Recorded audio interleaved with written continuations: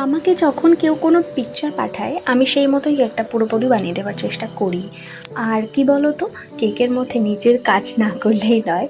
তো সব কিছুর পরেও আমার কেন জানি না মনে হয় যে কেকের মধ্যে একটু নিজের ছোঁয়া দিই, তাহলে করে অন্যর কেকটাও কপি করা হয় না আর নিজের মতন করেও একটু কেকটা বানানো যায়। তো এটা আমি একটা বাকাডি থিমের কেক বানাচ্ছিলাম, আমাকে 1 পাউন্ডের একটা কেক আমাকে বানাতে বলেছিল। এবার পুরো কেকটা বানানোর সময় কেকের পিকচারের মধ্যে কিছু লেমন স্লাইস ছিল আর ওগুলো ফন্ডেন্ট দিয়ে করা ছিল। তো কাস্টমার বলেছিল আমাকে, আমি অনেকটা দূরে নিয়ে যাব, এটা কোনো ব্যবস্থা কি করা যাবে?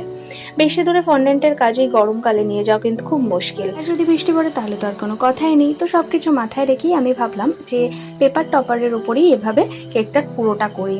তো আমি যখন প্রিন্ট করাচ্ছিলাম তখন এই লেমন স্লাইসগুলো প্রিন্ট করিয়ে নিয়েছিলাম। এই ফটো পেপারের একটা ডিটেল ভিডিও আমি পরে তোমাদের সাথে শেয়ার করব। আজকের ভিডিওটা কিন্তু এই পর্যন্তই। আর তোমাদের কেমন লাগলো অবশ্যই জানিও। আর আমার চ্যানেলের ভিডিওগুলো কি তোমাদের ভালো লাগছে? ভালো লাগছে সাবস্ক্রাইব করছো না কেন? তাড়াতাড়ি আমার চ্যানেলটা সাবস্ক্রাইব করো। টাটা।